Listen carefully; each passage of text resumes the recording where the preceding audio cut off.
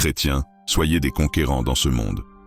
Vous, les chrétiens, n'êtes pas appelés à vivre dans la peur, la passivité ou la résignation. Vous êtes appelés à être des conquérants dans ce monde.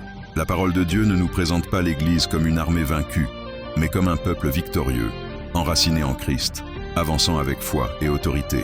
Être conquérant ne signifie pas dominer les autres, mais vaincre le mal par le bien, l'obscurité par la lumière et le découragement par l'espérance.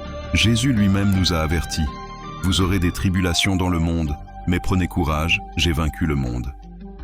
Jean 16, 33. Notre victoire ne vient pas de nos forces, mais de celui qui vit en nous.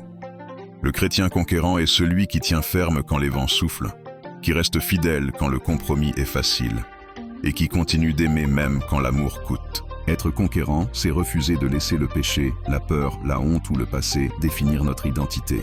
En Christ, nous ne sommes plus esclaves, mais libres.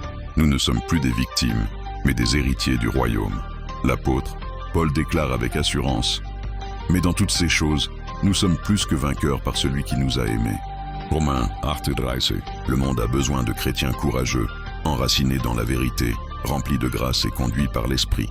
Des hommes et des femmes qui ne se conforment pas à ce siècle, mais qui manifestent la vie de Christ partout où ils passent, dans la famille, au travail, à l'école, dans la société.